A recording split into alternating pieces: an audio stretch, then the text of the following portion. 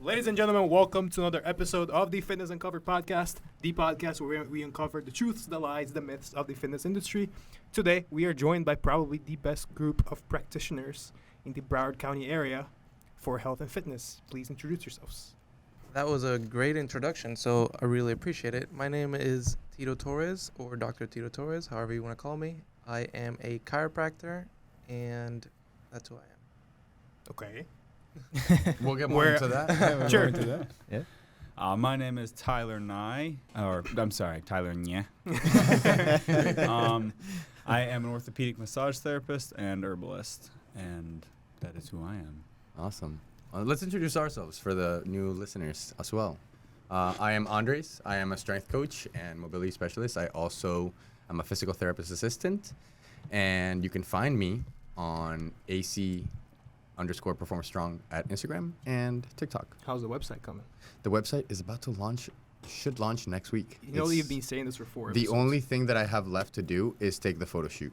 And Okay, I need, fair enough. Yeah, that's the only thing that I have to do. Beautiful. Everything is ready. I just need the photo shoot, and I'm debating between two people right now of who is going to take it. Yeah, so Sir? that's it. Jose Colon, also a strength coach, also a mobility specialist and nutritionist. You can find me at Lifting for the Better for TikTok, Facebook, and Instagram. Nick Barbosa, NB Performance Training on Instagram. I'm not going to plug my TikTok anymore because I don't use it. But moving on to a topic that's more pertaining to our guests, please explain to us what you do besides your business titles. What exactly do you do with your care and with your patients? Both of you. I am, again, Tito Torres. I am a chiropractor, and typically the type of patient that comes to see us has two things in common. They work out regularly or semi-regularly with weights at the gym, or they work out. And they typically have had an injury in the past. They've tried seeking help, whether on their own or whether going to another chiropractor or a physical therapist, but they just didn't get the results that they were looking for. And that's typically whenever they find me. And why do you think they didn't get the results that they were looking for before? And how would you change it so that they do get those results with you? It depends. Everybody's different, but it comes down to several different factors. I guess like the most important one or the most common one is that they weren't thorough enough. Depending on where they went, the vast majority of the time, they just didn't spend enough time with them to find out exactly what happened. And whenever you come to see me, it's the initial consultation is an hour and a half, and then subsequent appointments are an hour. So we will figure it out. Which is, Right. again, very different from the usual It's, chiropractic model of yeah, factory. as compared to like other chiropractors, I guess like 90% of other chiropractic offices, it's 5-minute appointments, 10, 15-minute appointments. And with them, it's a bit more challenging to get individualized care, right? You And say to that be, with a smirk. be A it's bit more just different. challenging. It's just different what I do, right? And I'm really passionate about what I do. I believe in what I do, and I love it. I love helping people, especially whenever they've lost hope. A lot of them, to be completely honest. Like I said, they've tried everything. They've tried the chiropractor. They've tried the physical therapist, and they just don't have many options. And the only other option that they have that they haven't tried is either an injection or surgery, and they don't want that. And then they stumble upon me, and then I kind of do my best to guide them in the right direction. And if I can help them, I'll be honest. If I can't, I'll also be honest. But that's pretty much what I do and who I help. Beautiful. Sir to my right. Oh, hey. Hi. Mr. Nye. Yeah. So our ideal client is usually someone who is in pain, and that can be neck pain, shoulder pain, knee pain, any kind of physical pain. It's either someone who's in pain or someone who's suffering from stress-induced anxiety and depression. That's usually the type of people we work with. So you'd be surprised at how much research, especially in the last several years, has come out for point-specific reduction in anxiety for neuromuscular benefits. So by using specific points in the body to reduce stress, reduce anxiety, and not just once or twice, but using them over the course of a period of time. And then pain-wise, we deal with an assortment of things. We'll use like topical analgesics. We do a lot which in English means a topical painkiller. got it. Right. So we're big into herbs. So they're plant-based. A lot of them are they're built off of like Chinese herbs. So we have to import them and either make them ourselves or sometimes some of them we'll just import as an analgesic itself. But most of the time they're like an alcohol base. So, that's how you bring out the constituents of the plant is by soaking it in alcohol. Same with like a tincture. We do a lot of tincturing. And so that's usually who we're dealing with is anyone who's in pain or suffering from stress-induced anxiety and or depression. So correct me if I'm wrong, but essentially what you're saying is that since the brain/the nervous system can impact the tissue, you reverse that and you impact the tissue to then impact the nervous system again. 100%. Yeah, That's that makes exactly sense. what's happening. And Go I'm ahead. sorry, because I think we're about to dive into some deep stuff, and I want to make it clear as to first why these two people are here in the podcast today versus somebody else, and how we met them, how you guys met each other, because you guys actually work together, and why this works, and it's not just individual businesses, and how do you guys manage that? How do you guys? I'm going to let Tito take that over because he's the one that started/owns/ he's the daddy of us all. So basically, what I want the story. Papa I want Tito. the whole story. I want to see how did you guys meet each other? Like, what circumstances brought you together? I want that piece before we get into the real deep stuff. Okay. Tito was looking to adopt and Yeah. Child. Take care of people. I was lonely. He did say he loves helping people, so Yeah. I am people. So basically, story from the beginning. I graduated, worked in Boca Raton. I moved to Broward about a year and a half ago. Then to open up my own place, I was renting a room inside of a hair salon, believe it or not. So there's never an excuse as to you don't have a place. So not open because I was inside of a hair salon. Right next to me, they were doing nails. Then the other one, there's a barber shop, and I was right in the middle of them. And I had kettlebells, a table, and I made it work. So there's that. And then obviously I couldn't grow that bigger. There's only so much I can do inside of a hair salon, right? And then I found this place, really good location. I was like, I kind of want other people here. And the whole facility, it's basically 2 rooms and like a 600 square foot gym. Right, so I was like, okay, I'm just me, myself, and I'm gonna use 1 room and the gym. What if I find other people that can help me, and we can kind of help each other, not just with patients or clients, but also help each other grow as individuals. So I was finding, and then one day I found Nick on Instagram. I don't know how I found him, but I just DM'd him. I was like, hey, I'm a new chiropractor in the area. You have a pretty cool page. Like, you just want to, like, have coffee or something? And he was like, yeah, sure. He rizzed me into a coffee date. Yeah. I was gonna say, what were you like? Oh, sure. I was interested. Well, this man was like 17. I want to see these messages. And the first thing he said, he was like, I know hi, you, doctor. you saw doctor and Puerto Rican, Yeah, that's my guy. Yeah. and then you were like, all right. That's my guy. Sugar daddy. Yes. So then I messaged him, and that was like 1 month after I had moved to Broward.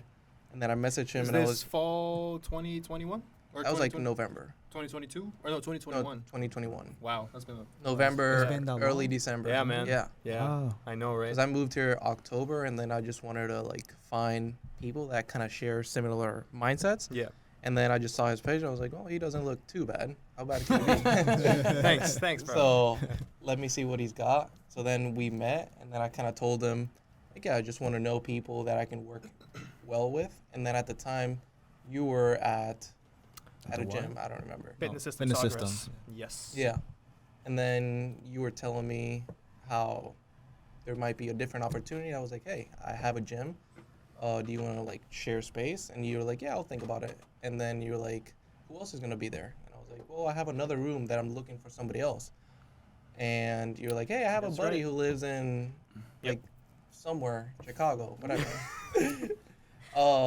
And the reason why he's not coming down here is because he hasn't found a room. I was like, well, holy shit. Well, sorry, can I cuss here? Yeah. Okay. Okay. Yeah, Yeah. this one, can I? Yeah, so I was like, whoa, one coffee day and I already have like found 2 people that want to like grow with me. So that's basically how it started. And then I guess there's not much more to the story. I guess Well, like, then- well, you then gave the- me his information. Yeah, and then a few months after only is that they ended up making down here, and then that kind of coincided it well because it delayed a little, Oh, quite a bit so for us many to delays. actually open the place, Yeah. which ended up being what, like 8 months after, like summer of 2022. So we opened in July. Yeah, yeah, and Yeah, the open in July. the grand opening party for it was actually a year after. Yeah, it was in October. A year after we met on on our first coffee date. I know. It's anniversary. Your grand opening party, I was already in contact with you. Yes, we had already started the podcast. Yeah. Did you go to our party? No, I didn't. Yeah, they both flaked. Why? I can't remember. I probably I didn't know like I you. had something. I knew I was gonna with, compete I had against something you. with my girlfriend. That's why I couldn't come. I have a child. sorry. I have a 4-year-old. Okay, you it have was an probably excuse. Dude, the something. dad grown-up cop man. are the best. I love dad cop. It's like, damn, sorry. I can't use that. Got my She's kid. being fussy tonight. She's being fussy. I couldn't Really, contact the Cindy's babysitter. just like kicking back It's on the not bed. yeah. So Yeah, so I guess that was the whole story then. I mean, And we kind of built a whole plan of business around us, helping each other out, both in business and in practice. It's been serving each other pretty well, I'd say. So I've had experience working with different practices, especially, and that's why I actually went back to school for physical therapy, because I worked with a physical therapist that understood strength and conditioning very well and was able to really put people on a spectrum that you could progressively take them through, and it wouldn't be like jumpy. Meaning, most people, when they have a physical therapist or a chiropractor, they go through a rehab program, and then they kind of just jump into whatever trainer, coach, strength coach, whatever they Whatever they were doing before. right, whatever they were doing before. So there's no clear transition. There's no like point A to point B. It's like point A to point Z all the way.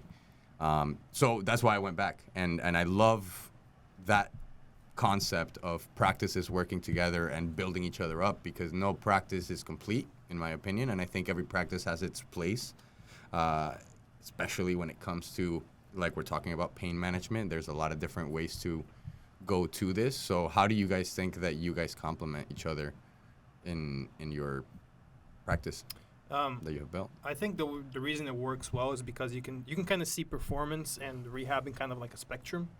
And like, let's say like there's a line with performance being on the one end and rehab being on the other, where the trainer ends in terms of rehab, the physical therapist / chiropractor / orthopedic massage therapist starts. So I think they kind of go well, because it depends on where in that line the client is or the patient is. He will go to one or the other. Yeah, and I know like Tito does a lot of exercise rehab, right? That's what you Yeah, call it? yeah. Okay, I just want to make sure I'm like No, you're proper good. terminology. So a lot of like exercise rehab. I love that, but I'm not like equipped to do a lot of that.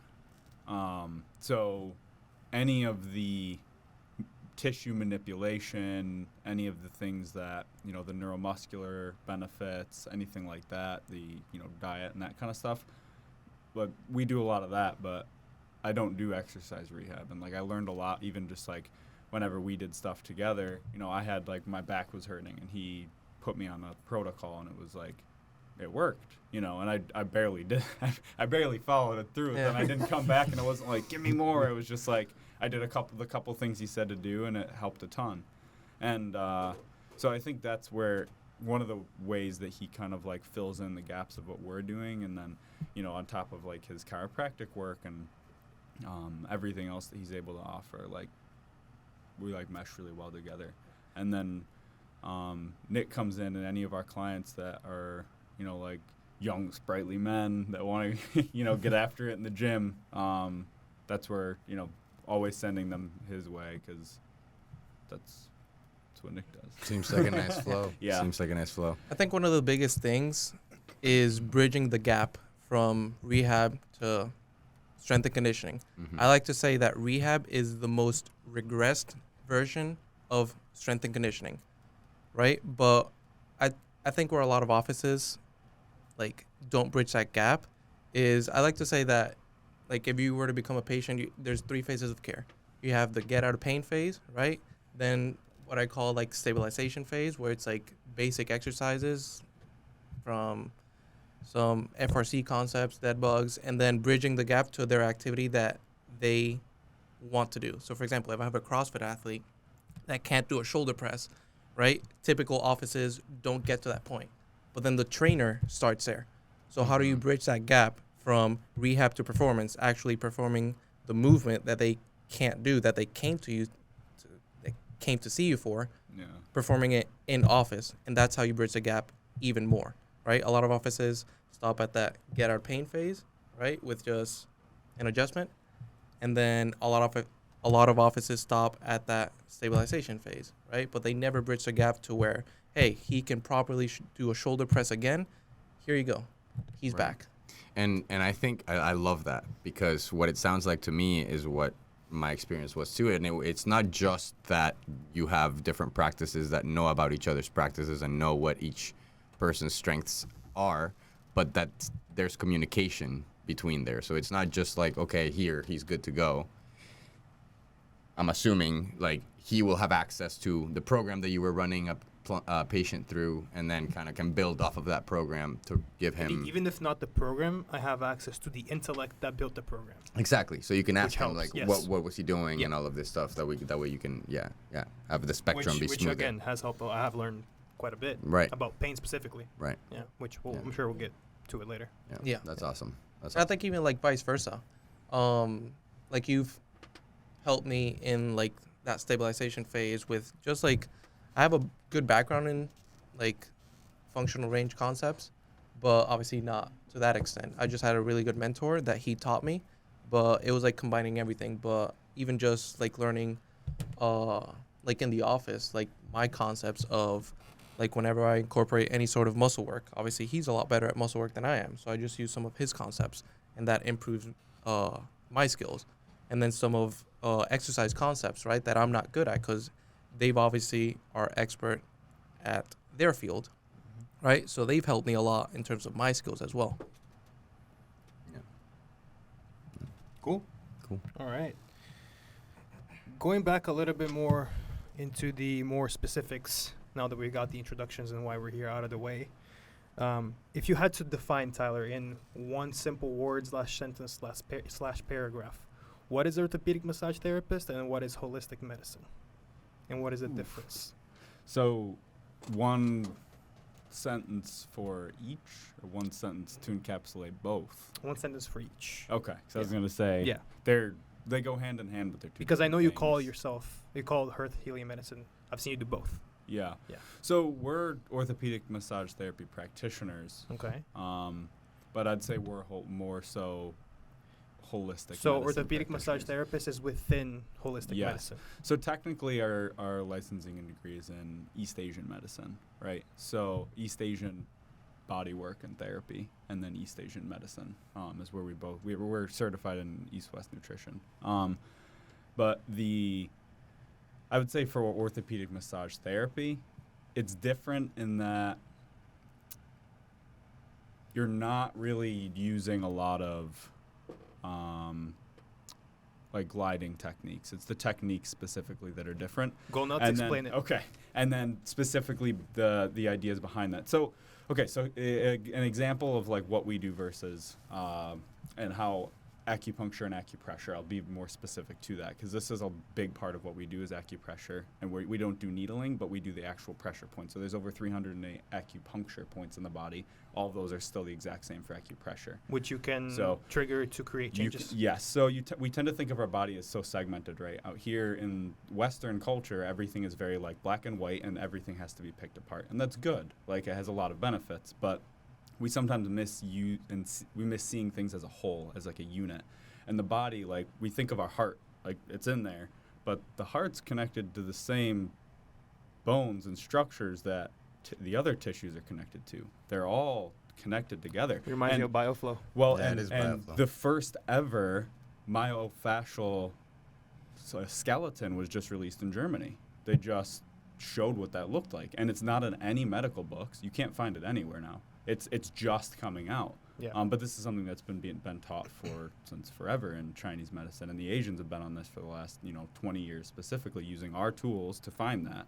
And now the East is starting to bring that out. We're a little behind.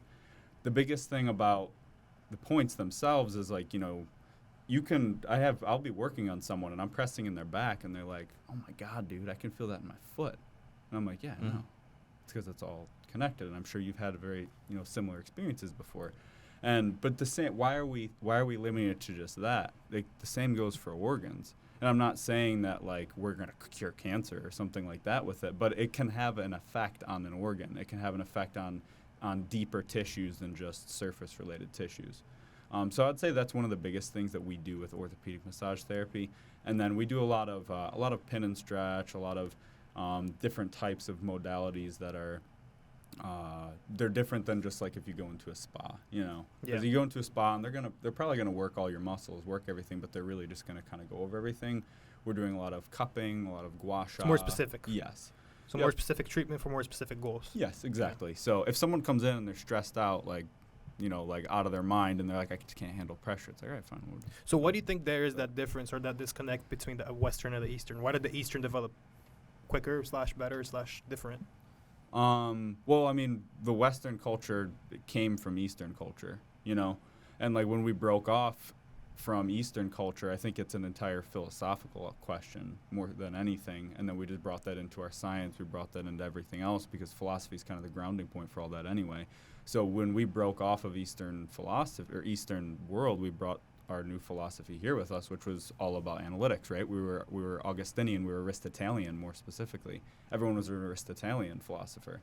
Over here, we brought that with us, and he liked to pick everything apart. So Which it's really is like just good. like a different way of thinking. Yeah, it is, because Chinese medicine doesn't view anything as individualized. Everything works as a whole, as a unit. That's the biggest difference, I think. And Do you think that big pharma has anything to do with that as well, in terms of like using herbs versus using compounds that you compounds, can? Oh yeah, absolutely. own? I mean, I don't want Don't to get him get. started. Yeah, 1946, big pharma was Dude, go nuts. bought and paid for, right? Like, who owns big pharma? You can trace it right back. It's the Rothschilds, Mhm. right? The bigs. And yes, and now you have freaking what's his name, owner of Microsoft, Gates, Bill Bill Gates. Gates, yeah. Bill Gates. And you have all these, anyone that has big money paid into the pharmaceutical industry, right? And they bought it out. But they didn't just do that. Those same people, 2 years later, they bought the education system. Look at our education system in the last 100 years. It's drastically changed. But it started at one specific point. For 400 years before that, it was the same. And it drastically changed, honestly, for the worst. The people that, agree. our developments that were coming up were crazy before. But like as a whole, the population regressed in terms of knowledge and intelligence. But anyway, does big pharma have a role in how much we know? I think so, because you look at like even acupuncture, it was illegal in the United States until the 90s. It was banned for almost 30 years here. It was completely legal until the 60s, but that was right after 1956, and that's when the pharmaceutical industry started exploding. And right after that is when they said, there's the whole issue with the United States felt threatened by Asia, and so they said we need to get everything out that's Asian, so they got rid of that. And I think that they kind of put it under the guise of that. But if you got caught practicing acupuncture in the United States, not only did you lose your license, you were put in prison. And that held all the way till 2001 in a lot of states. Like Illinois, you got caught in Illinois practicing acupuncture, you're in huge trouble. You're tons of fines. And I think that those kinds of things that you can look at that aren't really talked about or advertised, you can see that. It's kind of clear that it was at least suppressed for whatever reason. Mm-hmm. And I think a lot of it has to do with the fact that it's more accessible to everyday people than like the information to an MD is, right? Mm-hmm. Because, again, it's more Western medicine looks at things very articulately and closely. So it's harder to understand. Right. It's very like specific Minute. symptom based. Yes. Like just let's figure out what this problem is and fix that Yes, problem. and the instead problem of- with Eastern medicine now is that like not only is it viewed as like hocus pocus because they use a lot of abstract concepts That's what I was to gonna ask. describe. Yeah. So not only is it viewed that way, but it's sad because the people that are that have been known for it, that have got popular for it, they just took it too far. Like, you know, they related everything back to the spirituality, everything back to the chakras, everything back to energy, and it's like that is true. It plays a role, but the emphasis isn't on that. The emphasis is on everything equally to an extent, right? And it's like if you're looking at everything and this is the problem, like these are related, but that's still the problem. Right. So yeah, but you said you were gonna ask a question. So yeah, because I know that there's a lot of pushback in Eastern / holistic medicine still, and I think it's been changing a little bit more since COVID. I don't know if I'm allowed to say that word. You'll probably get censored, but it's okay. But I think it's been changing since because of COVID, people kind of realized some of the faults in the Western medicine system, and since then I've noticed a more emphasis on Eastern medicine. But what would you say to people that call Eastern medicine hocus pocus and they don't even want to get into it because they don't believe in it? Yeah. I mean, I like when I first started encountering it, it was actually Cindy that was big into it, and I'm not joking, about a whole year I made fun of her. Like I poked fun at her, I laughed about it, and like she would just be like, "You're, like stop," But I thought it was like mockable. It was silly to me. And then I don't know. I guess I got exposed to it more, and I started seeing more things. And I started seeing it like being explained through the lens of Western medicine, and I was like, okay, that actually makes sense. And then I exposed myself more and more. And then once I kind of got past that, I was able to see the abstract concepts as being a way of describing a problem or a good thing. And then from there, it just kind of like flowed. So we use more like, it's a different culture. They're using more like flamboyant, fruity type language to describe things, or they're using even more. They're using more like basic terminology because of their culture. They're not using like this crazy terminology. They're describing like pathologies and things as being warm or cold, or as being like more elemental. I do have a question about the warm and cold. Yeah. Later. Yeah. Later or now? You said? Keep telling your story, and then after. Okay. Yeah, and I'm not trying to like usurp the podcast either. So like, you guys, we can move on whenever you want. No, I'm actually learning. Okay. I had no idea that this happened in 1946, in the 90s, and the 2000s. Yeah. I had no idea about any of this. Yeah, this is good. This whole time, you just go by what you learn through social media, Sure. YouTube, Google. Oh, there's no studies on this. That's what people talk about.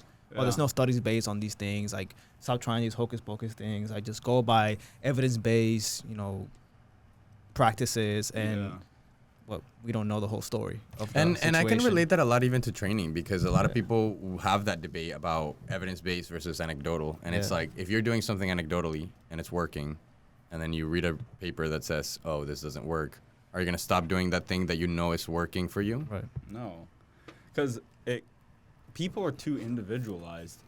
That's why I like East Asian medicine, is because it looks at every single person individual. I will never prescribe, or I don't technically prescribe because it's not a prescription, but even if I was giving prescriptions, you can't prescribe herbal remedies anyway, but if I would never give two people with the same symptom the same herb.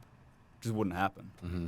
Because they're too individual. I have no idea how their body's going to respond. I need a lot of information. Like if I give anyone any kind of herbs, I usually talk to them for like 3 or 4 hours beforehand. Like we're doing a lot of digging into what they eat, into their current symptomology, all that kind of stuff.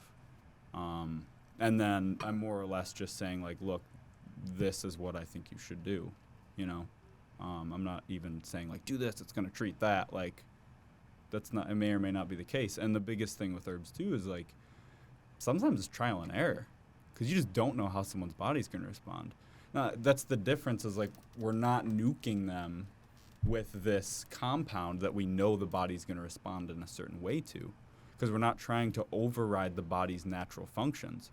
We're trying to encourage the body's natural functions to function more properly if they're in some kind of a deficit or a problem. It's encouraging the body to fix itself as opposed to fixing the body. Yeah, it's just self-regulation, because the body can do what it needs to do. Sometimes it just gets lost and needs a little bit of help. Right. That was beautiful. Oh. That was awesome, yeah. Hey, That was pretty thanks. good. But yeah, Interesting. Yeah. Okay. Moving on a little bit to Dr. Tito so he can get some speaking Yeah. time too, because I know he likes the light on him. Now that we've delved a little bit deep into the Tyler model, I want to dive into you as well with your explanation of the biopsychosocial model, which I think is the thing that you have taught me that has had the most impact on me that is not business related. And so I want you to share that viewpoint into pain. The biopsychosocial model, it's There we go. it's a lot. Go nuts. And it's not with everybody, but I guess like it's how your biology, your psychology, and your social activities impact how it relates to pain, basically. And I guess like the most common example would be like a fear avoidance behavior, right? And just to give you like a brief example, let's say that a 50-year-old female hurts herself deadlifting, right? So then her psychology eventually, like 50-year-old female gets hurt 20 years down the line, she still has back pain, right? Body, self-regulating organism, heals itself. It doesn't take 20 years to recover from like a deadlift injury, right? But your brain associates a deadlift with pain, right? So then 20 years down the line, she still can't pick something up from the ground because her brain associates it with pain. And that's basically how your psychology plays a role into pain. And it's like so many nuances, but basically whenever somebody like that, this is like your typical chronic pain patient. They're extremely hard to deal with because we're not dealing with low back. We're dealing with more like of their brain that we have to, their brain perceives movement as threat. So we're basically, I use movement and exercise to just to give you that same 50-year-old female. So literally exposure therapy. It's called graded exposure. It's you slowly introduce a movement. So basically with somebody like that, I just break the deadlift down, right? And what kind of movements can't she do? Okay, it's some form of hip hinging, some form of triple extension, back extension. I just break those movements down and slowly introduce her to those movements. And that's basically how your psychology plays a role into pain. The problem with that is that typical patients that they've been everywhere. Because it's like, oh, I have low back problems, so what happens? Let me get an MRI, let me get an x-ray, let me get all these things. And you'll find things, you'll get a really good excuse to have surgery if you do that, right? But with something like that, it's like, well, 50-year-old, 20 years down the line, her low back would have cured if it was like a low back problem. The tissue. The tissue would have like healed at that point, right? And it's just, I'm manipulating more the brain, and it's like a lot of conversation because these patients, they don't believe that they can help themselves. I call that like certainty. They're uncertain that they can be helped. It's like, I just live with low back pain. I'm going to have it forever. There's nothing you can do about it. So I'm managing their brain. I'm managing themselves because they probably don't believe that they can be helped because they've been everywhere. They've been to the ortho, they've been to the chiropractor, they've been to the physical therapist. And I don't see many patients like this. It's like hard. It's challenging to find them, right? And it's challenging for them to find basically anybody because they try everything else first. Like in the last 6 months, I think I've seen like 1 or 2 people like dealing with this. But with people like that, it's just working more on their mind, right? And having them slowly introduce movements. Because think about it like this. So somebody hurts himself deadlifting. Then I have him pick something up from the ground. Their brain is perceiving that movement as threat. And it's like, don't do this movement. Don't do this movement. You're going to hurt yourself. So I don't want you to do this movement. So I'm going to send pain signals, right? So then what do? We just slowly introduce a movement. And at first it's going to hurt. So I have him do a couple movements.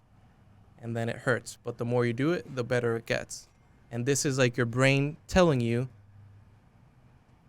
like, you do 10 movements, and then your brain is like, huh, that wasn't too bad. And then you do a little bit more. And then it's like, okay, I don't have to worry about this. And then you do more. And then you slowly expose it to more. So then you slowly, like just a basic one, some hip hinging, and then it hurts. But then you do 10 of them, it's like, okay, that wasn't too bad. And then you do a little bit more. And then you do, like you start them with like doing an RDL, like elevated RDL, like less range of motion. It's like, okay, that wasn't too bad. And then you slowly increase either reps, sets, weight, until you're back deadlifting. That's basically how your psychology plays a role into pain. Like I said, I don't see many of these patients that often, because of a lot of the people that I see are like active individuals, and typical active individuals are like, I just suck it up. And at that point, it's like, it's less psychology, right? There's still some psychology into it, but it's like less of it. It's these patients are afraid of working out. Right. And where does Right. the social come in that whole equation? The social is how, this one's like a bit more challenging to explain, but it's how your social atmosphere, and it's typical happy people have less pain, typically. Depressed people have more pain, typically, right? And it's just how you surround yourself and the people that you surround yourself, basically optimism. That's basically, And Again, that goes kinda- back to neurology. That's what I was Yeah. gonna say. It's the connection of your Yeah. your brain to your tissues. And I vice actually versa. wanted to like almost summarize what you just said, just to make sure that I'm know I like, said a fully lot. understanding. yeah. So we have two different types of mechanisms when it comes to like what the body and how the brain works. We have afferent and efferent, which basically just means receiving and sending. So in this case that Dr. Tito's explaining with the deadlift, when you have a deadlift where you actually may hurt yourself and you irritate something or maybe even tear something, there is such a loud receiving signal that it completely resets this mechanism that the brain is now going to send back out every time that this activity occurs. So every time that activity occurs, the same mechanism is going to say pain, pain, pain, pain, pain, right? But what you're doing is basically just saying like taking Pavlov and doing like positive reinforcement Yeah. of pain-free repetition so that eventually you can reset that mechanism so that the receiving signal doesn't cause the response of pain. It's challenging to not convince, but tell somebody, like if I have a patient and they're experiencing pain, they're like, no, this is like bad. And I'm telling you, hey, if I promise you, you won't hurt yourself. You might feel a little bit more pain, but you're not going to be more injured. Do you trust me? And it's getting to that trust factor. And sometimes I have these conversations in the third, fourth visit because I need to build in that trust factor first. Because if first 10 minutes into us knowing each other, right, and I tell you, yeah, it's all in your brain. like I need like 6 hours of us having a conversation. Like I said, it's not with everybody, but with a lot of people, I just need to build in that trust factor first. You Yes. need to trust me because if I'm gonna tell you, like, I promise you won't hurt yourself, but fight through the pain a little bit. I promise you'll be fine. Like, you need to trust me before you take on that advice, because you've been to like 15 other providers. They've been trying to avoid That's what I was gonna say. That Yeah. most doctors will be like, just "Don't rest. move, just rest." Just rest. Yeah. And this actually perpetuates that, because it's like don't do the movement. What's that doing to the brain? It's avoiding more of that behavior. It's like more fear. So it's like you're actually making it worse. It's like the definition of movement as medicine, Yeah. literally.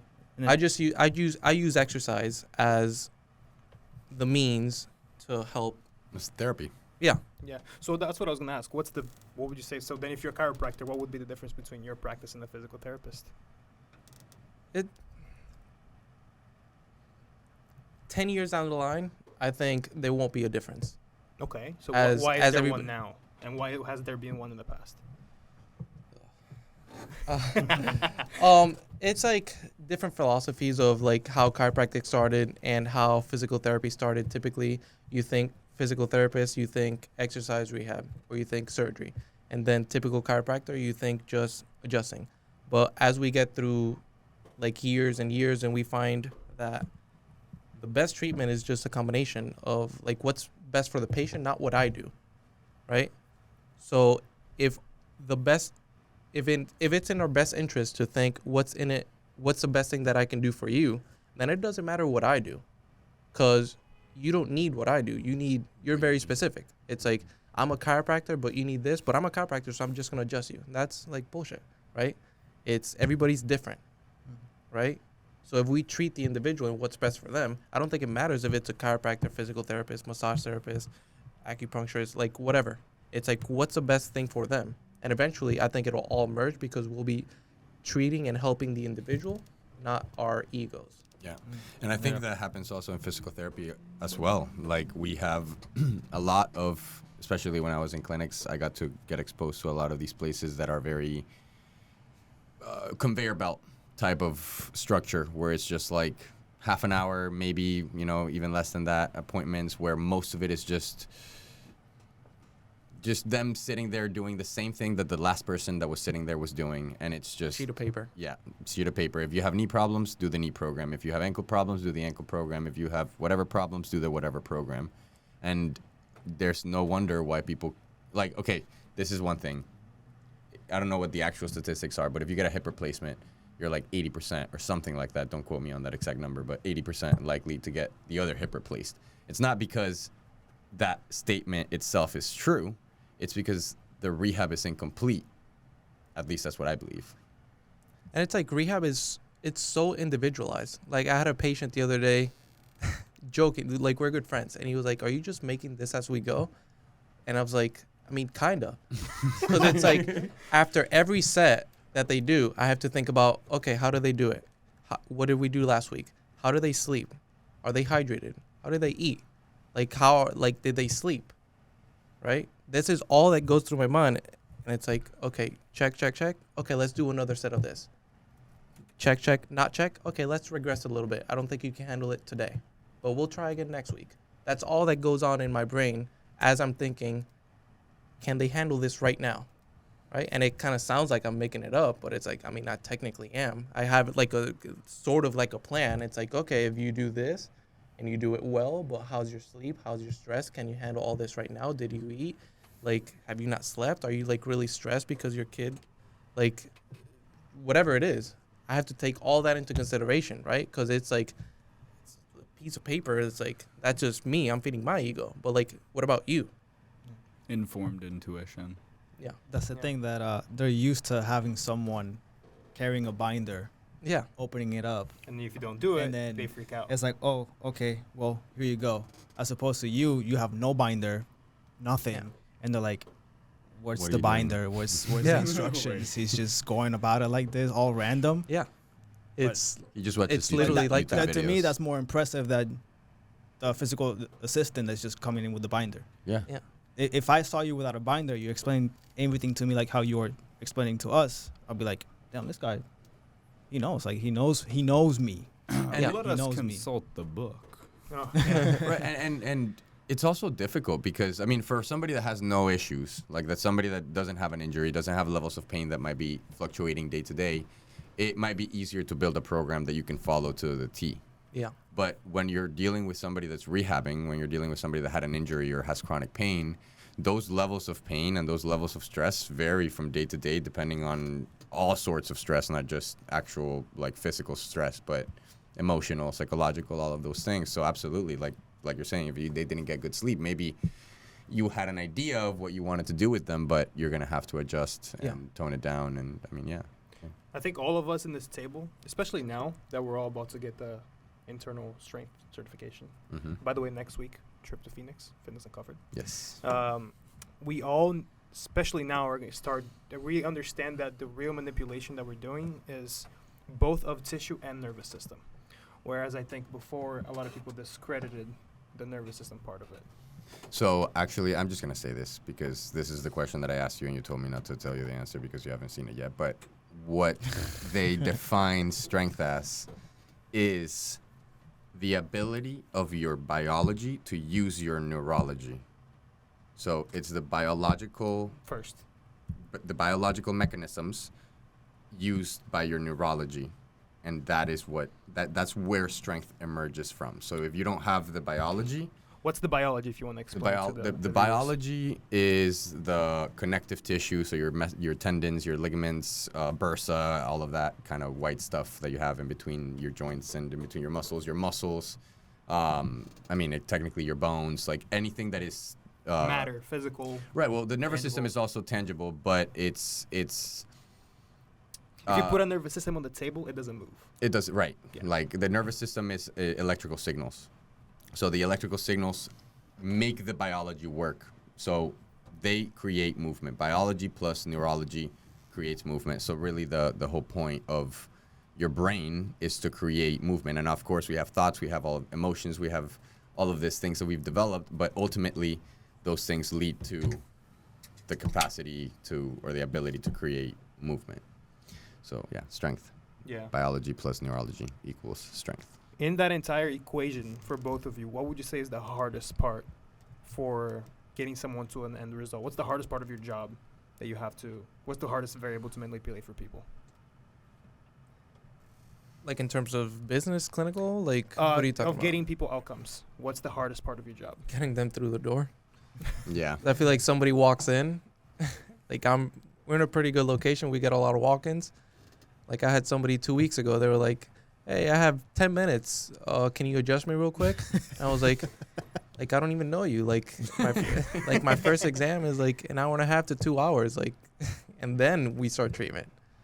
So basically, getting Well, them I through guess the let me door. rephrase the question. Then what's the hardest part of your treatment? Once someone already is into your program. Okay.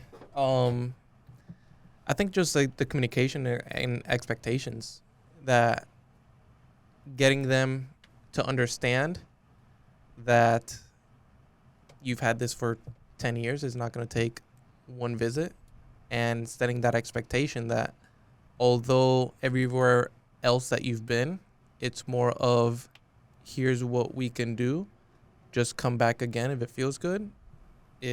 We have a plan, and we have a plan for a reason. And if in 2 visits you're not 80% better, we have a plan for a reason.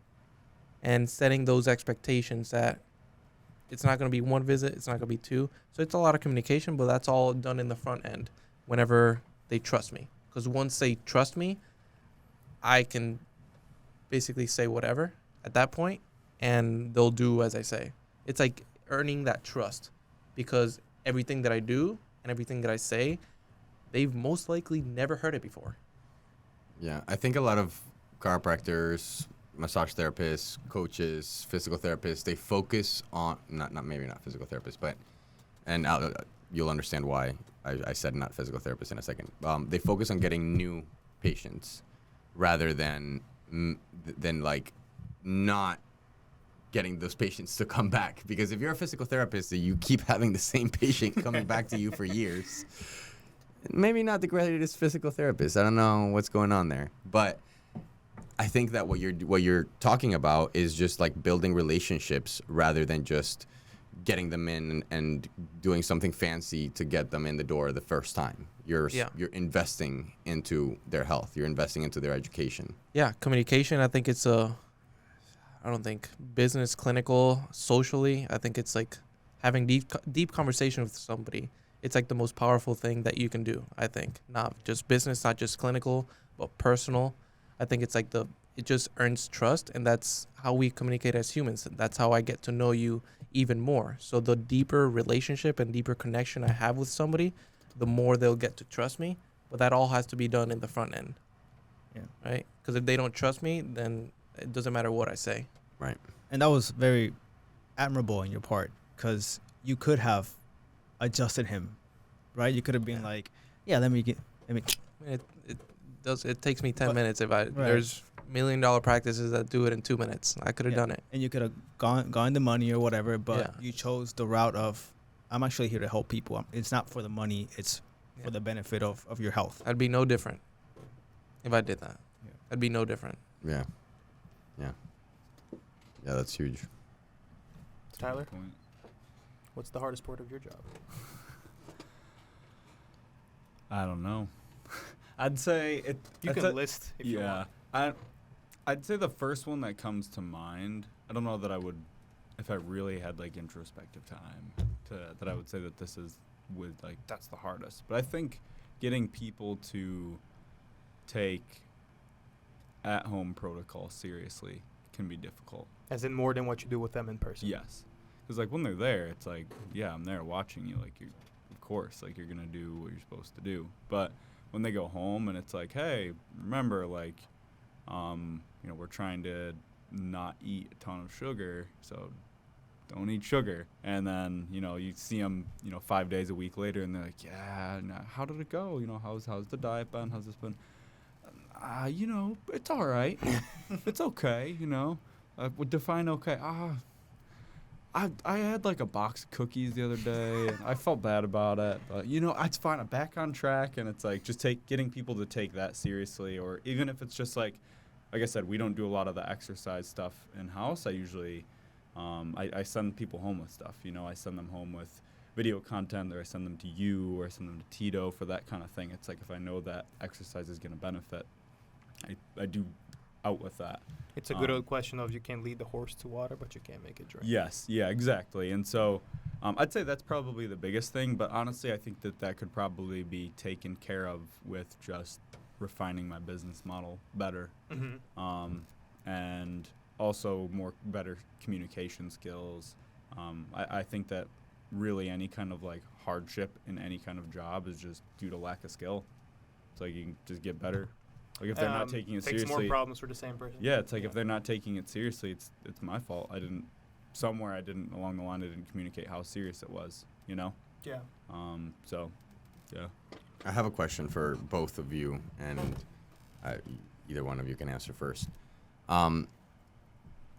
What is the role of the practices in terms of, and I'm going to give you specific ones, for your chiropractic adjustments? What is the role of a chiropractic adjustments, and what is the role of therapeutic massage, orthopedic massage, when somebody has a injury, meaning like there is tissue that is damaged? What is the role of those two things, and what else needs to be done so that we can have a complete picture of what a rehab process needs to look like?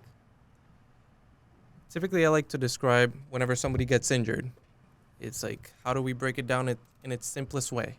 It's like calm shit down, build it back up, right?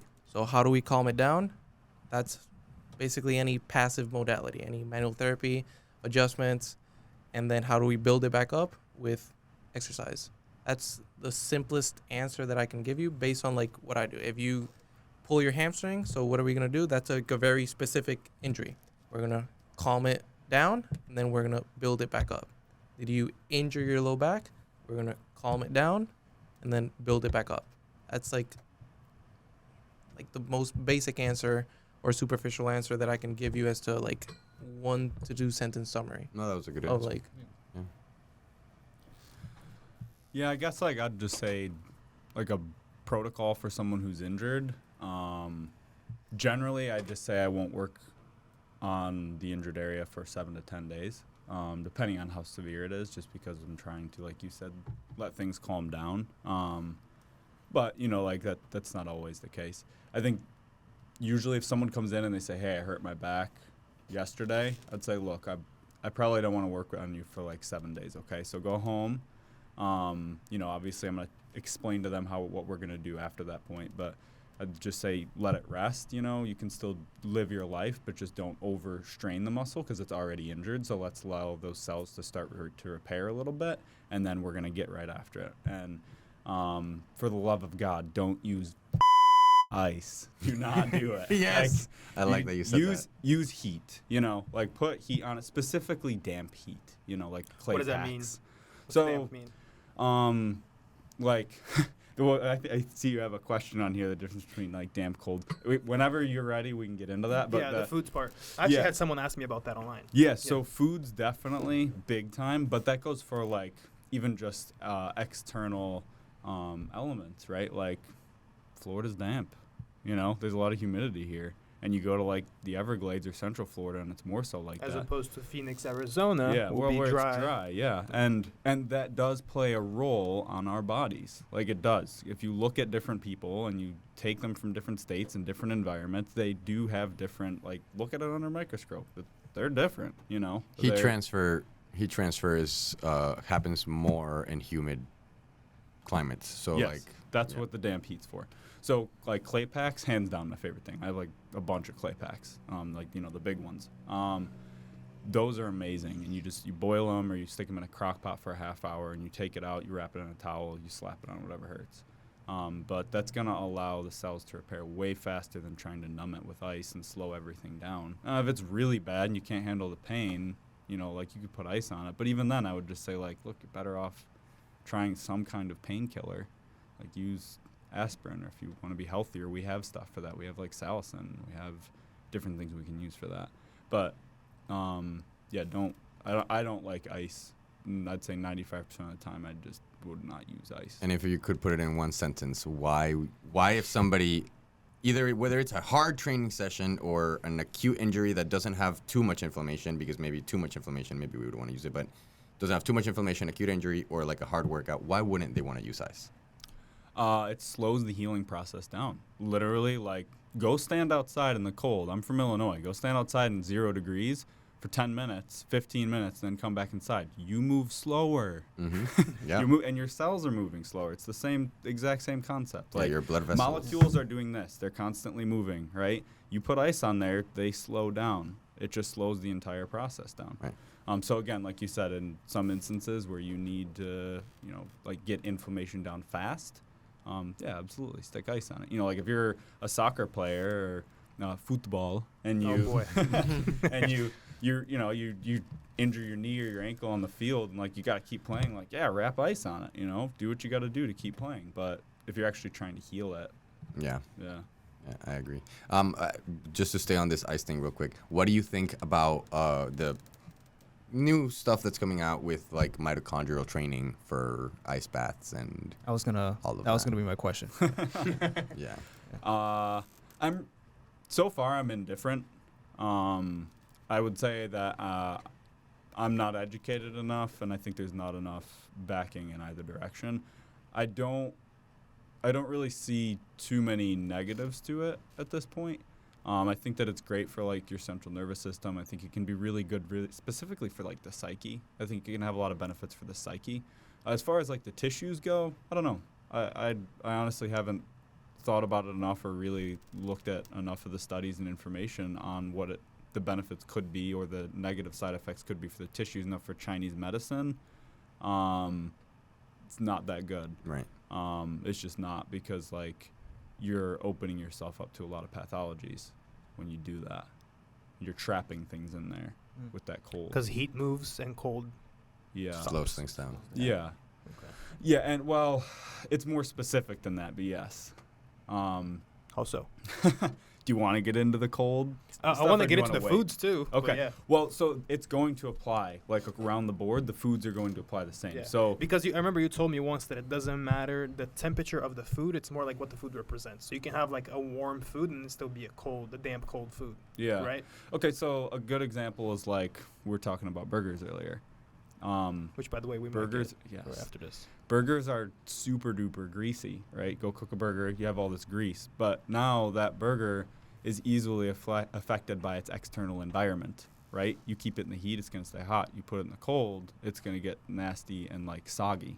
But think about like the difference, like look at actual grease. You see grease hardens when it gets cold, and it gets all liquid when it's warm. And the biggest reason for that is, it's damp, right? It's a fluid, it's damp.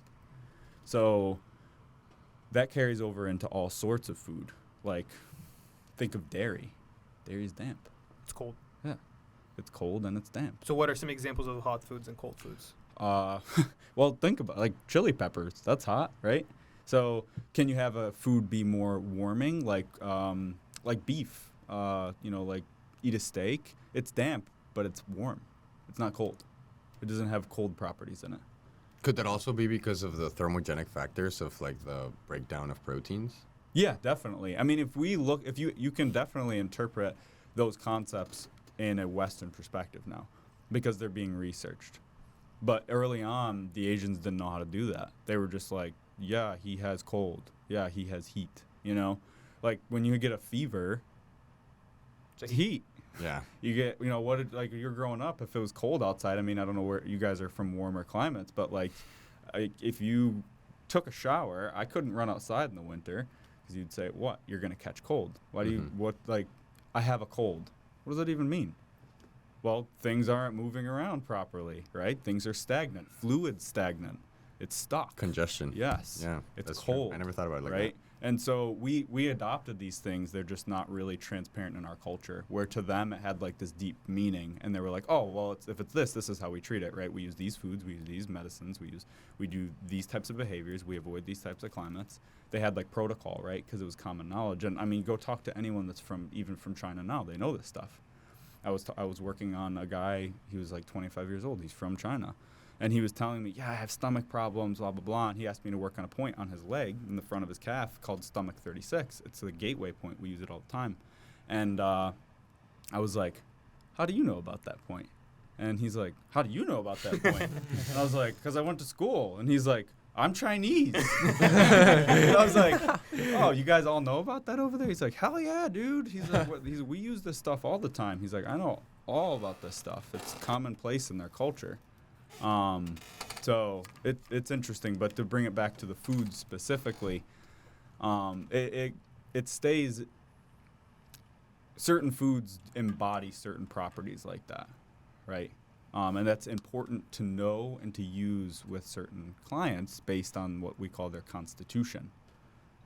It's like their makeup, who they are. Some people are very watery, and some people are very damp. I'll give you an example of watery. Jordan Peterson. Why is he watery? Listen to the way he sounds. Think What- about it. what- He's very like, I'll explain. Think about it. He's very like whiny, and his words carry, and they're very like, and he flows into every word. And look at his eyes. His eyes are they're really watery. And he's very sad. He has a very sad disposition about him. And you could say, well, he's experienced all this sorrow. He's had all this like mental turmoil, but there's people like that don't experience, that aren't his way. They handle it differently. And I think that it's not, we could, of course, now we break that down and we can say, well, how much does the psyche play in it? What about his biology? What about his physiology and all these things? Absolutely. But we're encapsulating the entire concept. That's what the goal is. I understand what you mean by the whole now. It's like you're giving Yes. it one statement to engulf everything that he's experiencing. Yes, and now if we look at that under a microscope, he is going to embody everything, right? That's the whole point of Chinese medicine. Is it's the yin yang. It flows into each other, and everyone embodies all of the properties. It's just to different various degrees. And which one are they embodying the most? And then which one, because they're embodying it, they're obviously, it's going to be noticeable. You're going to see it. Is that why they say that northern people tend to be more cold, and people like from Latin America are more fiery because they're more like, they get more sun, they get more, the foods they eat are different. Yeah, absolutely. It definitely plays a role into it. And you could see that in their cultures. You can see that in, like... We're known for being loud and touchy and Yeah, right? screaming It's really loud. Move around more. Yeah, and you just see a lot I of... had no idea it had to do with Yeah, there's just... temperature or There is a lot... I mean, it may or may food not. whatever. But it definitely... It plays a role. It could play a role. definitely No, plays... I've heard that before, 'Cause- especially with tropical climates. Like people tend to be a little bit more social within each other, and they tend to be more interconnected versus like Best northern example. climates. Well, yeah, because... Wouldn't it be the opposite? If you're cold, wouldn't you want to be hugging more so you can create more heat? You don't go out. Yeah, Who are you going to hug? Right. you have to Your go family? outside to meet the With your next person. family. but you're close with your family anyway. Yeah. Right? Yeah. You're cliquish, right? People in the north are very cliquish. They have their family, they have their close friends, but they're not like, hey, come on over, come into my house, eat my food, right? That's true. Yeah, it's because Puerto Rico is Yeah, like, it's like you bring the whole street to your Yeah. house on Friday. the whole The neighborhood. whole neighborhood. Yeah. Yeah. You don't even know your neighbor. I have a barbecue. You want to come over? Oh, yeah, man. They bring dominoes and you just sit down the whole night. That's and literally play. it. Yeah, Uh, love that. It's so weird because it doesn't happen here. Mm. At least where I live. Yeah. No, same. Well, Kinda make it disappointed. happen. Make it Yeah. happen. Start inviting Yeah. neighbors over. Also, this man, Off he track. went from Puerto Rico to like Mobile, Alabama. Yeah. That's like Well, you went to the Alabama University. University of Mobile Oh, in Alabama. It's like a okay. smaller school. Okay, I okay. mean, they just.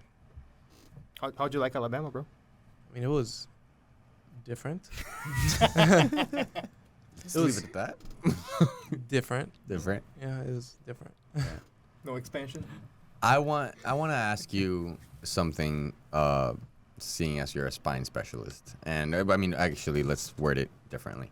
What is a chiropractor known for specifically?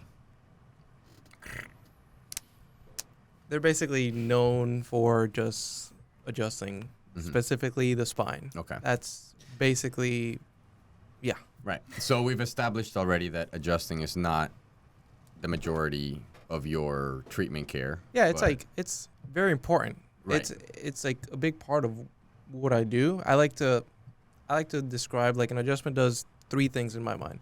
It increases range of motion so you can move more. It decreases pain, and it feels really fucking good. Okay. So it's like if it's those three, like why wouldn't I do it? All right. So my follow-up question to that, because there's a lot of controversy on this topic in the training world, in the physical therapy world, and everything, in the movement world, period. If you were to break down components that spine training needs and requires, things that you should do, things that you shouldn't do, what would those components be? If you were to try to do it in a nutshell, I know that that's a very broad question, but what I'm basically asking is like, should you train your spine in motion? Should you Are you keep talking a about neutral Nutrispine? spine? Yes. Like what are the components that you should have in your spine training? If you were to break it down into like, let's limit it to 6. I think it depends on the individual. Like kind of like how we talked about earlier. It's like people get injured whenever they do something that they're not prepared for, right? So you have like a strongman. They can lift an Atlas stone 600 pounds and they're like this. They're like really curved, right? But they're prepared their body to handle that much load with their spine, like in that position, right? So they would probably require a lot more strength training in a flex spine, right? Versus everybody else, they probably don't need that much, right? They don't need you technically don't need to like deadlift 400 pounds for everyday activity. It's like unless you are preparing yourself to deadlift more than 400 pounds, right? So it just depends on the individual and what their goals are, what their everyday activities is, and if their everyday activities require their spine to handle load in a very specific position, then we need to train them to handle that much load in that very specific position.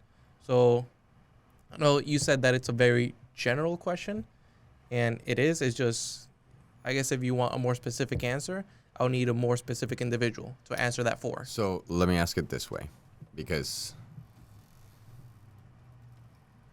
so with your spine right now, let's just get into it. There is a thought process that you should only train in neutral spine, and if you're like moving out of that, then you shouldn't do that, right? Like, don't train outside of neutral spine.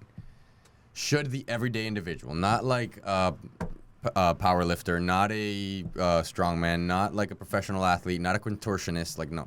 Should the everyday mom and dad doing gardening, doing cooking, going to their office job, maybe playing a pickup game of basketball here and there, what aspects of movement that the spine is capable of should they train? Is that more specific? Yeah. Everything outside of neutral. You're never in a neutral spine, even if you try. Yeah, we're dads. Yeah. What is Nutrispine? What range of motion is the spine neutral in? I don't know. There's a range. I wouldn't know the degrees. There is no neutral spines. Neutral spine refers to the position that in which your vertebrae have least shearing forces on each other, and that might be different for every person. So every the person's definition. anatomy is different. Every person's vertebrae are shaped differently. Your discs might be slightly larger than the next person's, so your neutral spine might have a slightly different angle than the next person's neutral spine. Neutral spine doesn't necessarily have to be measure zero. that? you don't. You don't. Yeah, I mean, unless you want to be taking like MRIs, and that you would have to like take like 10 because you'd have to take like So- And different even then, positions. like, yeah, you're gonna be wrong. So this Yeah. neutral spine discussion has been more like subjective. So like if you look at someone's back, you're like, oh yeah, that looks neutral. yeah, it's I don't get totally it. subjective. I don't get where it started, like in the beginning. So I know I think David it Lake. just starts social from, media, it's I like, don't think so. I think it's No, honestly. beforehand, I think that the physical therapy world has a lot to do with it, because I think that, and I've thought this for a long time. I think that doctors in general, physical therapists, whatever, general doctors, physicians, they are exposed to the people that are getting hurt mostly. Like, I don't necessarily know a lot of people that aren't hurt that go to a physical therapist or that go to a medical practitioner. So by definition, that's like a self-selection bias. That's like an echo chamber. You're filling your own knowledge with people that are getting hurt outside of neutral spine, probably because they're not training well. So I think that has a lot to do with why that whole neutral spine thing started popping up, because I think we have a lot of professional medical practitioners preaching that you shouldn't train outside of this neutral, and I'm doing quotation marks for those of you listening, neutral spine, where if you're getting hurt outside of neutral spine, you probably want to train outside of neutral spine so that you don't get hurt outside of neutral spine. a lot of big ones are promoting it too. Yeah. Yeah. Yeah. Yeah, I like that you brought up the fact that a lot of practitioners and the research supports what the majority is going to say. And so a lot of practitioners are saying like neutral spine, because they're exposed to that. But that goes the same for a lot of what we know about medicine now. And I think that we're starting to see that crop up more and more as like these people that are on the front lines are the primary resources we have, but sometimes they're wrong. And you even see that with like growing up, I don't know if you guys had a trampoline, but our doctor was like, you guys need to get rid of that thing. We've seen so many people get hurt on these, and it's like yada yada yada. But you look at the statistics, and it's like, what, maybe 5%? I don't know, maybe it's more than that. But how many people really like break something? You know, even if it is higher, but it's still the principle applies across the board. Yeah. With that. That's why for a person that has, I'm pretty sure these doctors are receiving people that, deadlift. And so the first thing that, if Nick goes and he's like, he'll be like, how did you get hurt? Oh, I deadlifted. And Andres goes, how'd you get hurt? Oh, I deadlifted. Jose comes, I deadlifted. So then all doctors are going to be like, Deadlift is well, don't deadlift. Yeah. Exactly. So Yeah, that's stop what I was. deadlifting, And the issue with that is that it fails to take into account everything else that was done besides deadlifting that could have also contributed to the Yeah. issue. Right. Or that Right. wasn't done. Or that that wasn't wasn't done. done that could have prevented the issue. Right. Yeah. Yeah. I think that's a great way to put it. Yeah. Absolutely. Do we have more questions, guys? Either anything that stood out to either of you? Oh, I learned a lot of this acupuncture history. This was all That was this was very, cool very, shit. very informative. This was cool stuff. and the psychosocial, psychosocial. yeah, Is that it? Psychosocial what? biopsychosocial. Biopsychosocial. That was really interesting. And because I have people that come to me as well that have like lower back pain, knee pain and stuff like that. And so, through my mentors, they taught me that, hey, the same thing that you said, start exposing them to regressions of the exercise slowly. And in the beginning, it's going to hurt. I just didn't use those terms. I was like, in the beginning, it's going to hurt a little bit, Yeah. but I didn't go like, oh, this is a biopsychosocial, and Yeah. your mind is connected to this and that. I was just like slowly exposing them to the movement. And like you said, the more they did it, the better they got at it. And it's And like so- challenging, especially with the biopsychosocial model, because it's like you have to rule out all like the bad stuff. Like you have to make sure, okay, do they actually have a low back problem? Like in a lot of cases, right? Or is it like something else, right? Is it psychology playing a role? And I like functional range concepts because of like that, because you guys, Dave, it's like a graded exposure, like what you guys do. Like you like level 1 car, that's like the most regressed version. It's like you do Of a any shoulder. movement, Yeah, you do a level 1 car, and it's like a shoulder car, and it's like right there. I was like, okay, how do you get better? Or how do you improve? It's like, okay, let's do more. It's like, how do you progress that? Okay, you like do it with gravity. Okay, you add some weight. That's your graded exposure. Mm-hmm. Like I use a lot of concepts with FRC with a lot of chronic pain patients because it's literally that. It's just exposing them. That's the slowly. great thing about the system is that it can Yeah. apply to a lot of things. It's more like a thought process. And Well- I feel like it always comes back down to that injury mechanism that, and we've explained this before, but it falls perfectly with what you were explaining. Say it again. Say the sentence. Which is, the definition of an injury is when you exceed the load-bearing capacity of a tissue with the force that's being applied to it. So Yeah. then the tissue gives. Tito has a cool way of saying it too. What is it that you say? Too I much know, too soon. I know. Yeah. Say it. It's basically whenever you do something too much too soon after doing too little for too long. There it is. Like, I don't know. Yeah, Yeah, but that's that's true. basically it. Yeah. That's true. Yeah. I forgot what I was going to say. Never mind. I will say there's a couple things I know we didn't talk about that you guys did. Yeah, talk So, about it. bro. The first one you said, the very last question, at least in the screenshot you sent me, was, will lifting weights give me pain? Why or why not? We didn't talk about that yet. Okay. I don't know if you guys want to or not, but Yeah. I thought that was kind of Yeah, I think a lot of Let's do people. it. I think Yeah. that is a lot of people's fear, especially when it comes to like the not necessarily like the Jane Fonda type of weightlifting, but the like powerlifting, like And whenever they see a lot of weight on a bar or on a dumbbell, people get intimidated. right. Yeah. Right. You know, today a client of mine saw my story, and one of my clients was squatting 520, and she was like, "Why are you doing that to him? Poor guy! Oh my gosh! Like, is he gonna be okay?" I'm like, "Yeah, he's been doing this for the past 7 years. It's not that we just started working out, and I was like, yeah, put on 520 on the bar. Like, Yeah. no, the kid literally started with 135 pounds on his back, and I also now think a lot 7 of- years later, he's been working to get Working into it. 520. yeah.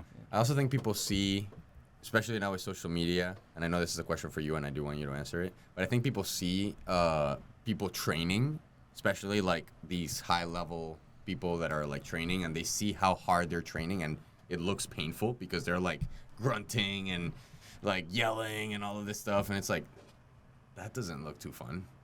That looks like it hurts. So somebody that's never experienced the dopamine rush that you get from that, Yeah. Endorphins. the endorphins, yeah. I mean, strength training is based on like research. It's like the lowest injury Oh yeah. risk. It's the like, one with the most with, controllable variables. with in any sport. Any sport. Yeah, I mean- and sports that include strength training principles into their athletes always have a lower injury rate as well. Yeah. That's a good point.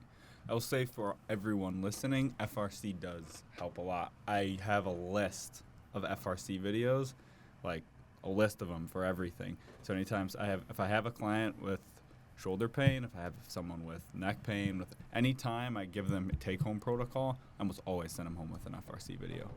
Almost always. I say, I'm going to text you a link, do this until we get together next week. So I know you guys are going. I know that to the conference, right? Oh, the Is it seminar, conference? yeah. Yeah, seminar. This weekend. And I don't know. You guys talk a lot about FRC on here, so I Yeah. wanted to say that because it'll hopefully bolster up. This the- one would be cool, bro, because it's what the FRC system does is that it separates into the mid ranges and the end ranges. The internal strength one is all the ranges, so you train everything. It's focusing on the internal tissues of the body. I'm very excited. Yeah. I'm sure we're gonna So talk a lot basically, like about it. FRC is more like connective tissue Definitely. and joint expansion, and then the internal strength model is like musculoskeletal everything. Yeah. Yeah. One creates Yeah. space, the other trains the space. Mhm. Yeah, you guys are gonna learn how to use the FRC model to build more muscle tissue and to build a better nervous system. Yes, That's So it's Awesome. and that's That's- what he says. And those are the determinants of strength, determinants of Determinants strength. of strength. which yeah. is huge. Yes. Instead of training strength, you train the determinants of strength. Exactly, because strength is a phenomenon. It is a remarkable feat, and we look at it as externally, right? Like strength, we look at it like, how strong are you? Oh, for most Stronger people than that you. means. So for those of you at home, Tito and I are competing in powerlifting for the first time this year, and we're kind of having a friendly competition, and I'm winning, so he's a little butthurt. They're at each other's throats on a weekly basis. And then, by the way, I'm the coach of both, so I hear both statements from both sides all the time. But yeah, we have this external definition of strength. It's like, how strong are you? Well, I deadlift 400 pounds. But that doesn't really tell me how capable of producing force you are. That just tells me how much you can deadlift. Yeah. And the deadlift is one thing. Well, go look at like farm boy strength, dude. You ever seen those kids freaking like? You sent me a video, right, with the kid lifting up the horse, dude. I've dead ass seen a guy like skinny kid pick up the back of a truck. like the back of a truck. It was like 1,500 pounds. That's the neurology Yeah, part. It's insane. And this guy, like he was like 6 foot, like Dude, I don't know, and 6 look foot at these 3. calisthenic athletes. Like, name me a powerlifter. Let's say the world's best bench presser who bench presses over 700 pounds. Ask them to do a one-arm pull-up. Yeah, no, Yeah. definitely not. No. It's just I think it's how you're measuring it. Right. It's all how you're, and it's the same with like anything else. It's like how are we measuring things? Like there's too many ways to measure, so we have to keep the measurement specifics to the exercise or movement specific. But what if there was a way to measure it universally? And that's what we're gonna get And into. that's what we're going to get into. Yeah. That's what we're gonna learn. Yeah, that's actually pretty interesting. Yeah. But yeah, because I guess if you could look at like what their neurology could output Right. potentially, Right. Mhm. but yeah, that's there's exciting. So, what is it, next March weekend? 4th. So that's not this weekend. That's coming up. I mean, this following. podcast is gonna be released on the Friday, right? On Friday that we're there. That we're there. Yeah, so you guys are probably listening to this the day before the seminar. What's up? Yeah. Yeah, the day before the seminar. By the way, the guy that lifted up the back of the truck, I beat him in an arm wrestling match. Oh, Yes, that's the important part. Yep. Cut that in there. I did. Interesting. All right. Any other questions, topics, conversations? One about more lives? thing. And this is for Tito. Oh, boy. How Do you plan on beating him? dangerous, because this is something that I think a lot of people deal with. How dangerous is it to lift with a herniated disc? 90% of the population, 40 years older, has a herniated disc.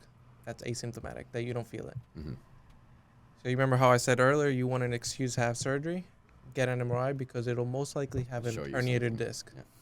So all of us here most likely have a herniated disc. I know I do. I know and I do. I lift Yeah. perfectly fine. You know what? I have no pain-free. clue, but I probably do. That explains a lot of my back problems lately. Yeah.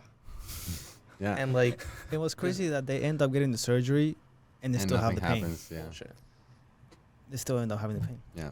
So It's- the answer is So it goes back to those biopsycho, Yeah. Biopsychosocial, yeah. biopsychosocial. And it's like They a just still component. recognize Yeah, that. it's a component of it. Like, could you have a herniated disc and it be the cause of pain? You're gonna have very, very, very specific symptoms. And if you have those symptoms, then there's a protocol, right? And those symptoms are like you have very sharp shooting pain going down your leg. That's like the most common symptoms, like sciatica, right? That's such a big word. Yeah. Everybody's, oh, my That's- sciatica. I like how you went. yeah, like everybody has it, right? But like true sciatica, where you have like actually radiating pain, okay, can we help with that? Yes. And if we can't help in 4 to 6 weeks, then okay, maybe you do need another intervention. Could you But no. briefly explain how you would try to, first of all, explain what sciatica is, because it's a very broad term and it can be a lot of different things. And then how would you deal with that briefly, like generally? So sciatica is just simplified an irritation of the sciatic nerve. That is it, right? How would I deal with that? Like we said throughout the whole podcast, it's very individual. If I tell you my protocol, that would be very selfish and very egotistical because that's how I would do it. But I would treat your sciatica differently than your sciatica and differently than your sciatica. You guys have different limitations. You guys have different goals and different things that could be affecting it. It could be inflammation. It could be something else. It could be so many different factors that it's very individual. So if I give you an answer, it So it depends. depends. depends. Yeah. Yeah. It's very individual. Our favorite word. Oh, Sentence. dude. Yeah. Yeah. It's- We're gonna make a it's- shirt. It's It, like- nuanced. Yeah. It sucks to explain it because you look at social media, you have sciatica, do this, Right. and this will cure it. It's like, well, it's so individualized Yeah. that there's so many factors that have to be taken into consideration for you to treat like true sciatica. And that's a hard part about being, like, we all have, or at least I know that we're all working to have a social media presence. And that what you just said is a hard part about hardest. posting, because in order to have a good social media presence, you have to be a little bit engaging, and you have to kind of grab people's attentions. And if you are always like, well, you know, I'm going to bring up this concept, and the first thing I'm going to say is it depends. This is not going to work for everybody. You know, you might have to, like, do something different. Like, nobody's going to Well, the watch people your that are videos. famous are always definitive. Right. And Right. half the time Right. they're wrong. Right. They, like, come out and they Or make maybe you- they have a half-truth, but they're Yes. bastardizing it. Yeah, exactly. It's and like they know challenge- they're doing it too. It's just for the sake of engagement. Of engagement. Yeah. It's like challenging because I could give you a specific answer, but I would have to be speaking to one individual, not many. And in social Right. media, we're trying to speak to one individual while appealing to many. And it's very hard to give one specific answer because it's so individualized. Right. I think it's easier to show what you have done with someone than Yeah. to show what you can do for everybody. Yeah. Right. Yeah. Yeah. Yeah. Good answer. Good. Yeah. All right. Such a good point. Goodness gracious. This was awesome. Yeah. I think we all learned a lot from our two guests today. If anybody has loved, which I'm sure they did, both of your explanations of pain and exercise and everything, where can people find you, contact you, /work with you, follow you, learn from you? Plug yourselves. So at Kinesis Chiropractic, Instagram. Show it. Oh, yeah, the Right shirt, here. man. Here we go. Oh, yeah. So at Kinesis Chiropractic, you can contact me there, and I'll be happy to help out. You can, same thing at an Instagram, Hearth Healing and Medicine. And then you can go to hearthhealingandmedicine.net if you want to find us online. We're actually launching all of our herbal products Plant very Pump. soon. Dude, Yes. they got a I want mine. Dude, Yeah. yeah, we both got them. It's a pre-workout pump product. Yeah. That I will, if anyone from the podcast buys, I will start some form of sponsorship program with Plant Pump. For Link this in podcast. description for the And Plant I'm not Pump. joking. I'm not joking. Link in description for the Plant Pump. It is awesome. Every time I take it, I loved it. I I, like- used it I for like my that 315 PR. Plant pump. Yes. And the video is on both The of your video's on pages. both of our pages, Yeah, yeah. both of your But pages. yes, Yeah. dead ass, you guys, I will sponsor. Bench 315 after 9 years of training. Yeah, you're done because I got the plant product now, so you ain't gonna win, baby. I don't need it to beat you. Oh. 12-year-old looking ass. Damn.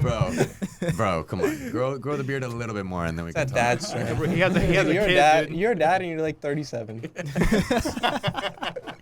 Oh my Oh, goodness. Guys, Yeah, if it was 37, how old would I be then? plug yourselves as well. For real. Sorry. Lifting for the Better at TikTok and Instagram.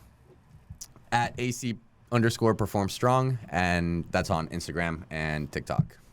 And Nick, nbperformancetraining.com, and the same tag on Instagram. Great episode. Very happy you guys were here. Thanks for having us. Oh, yeah. Thank you. Thank you. Take care.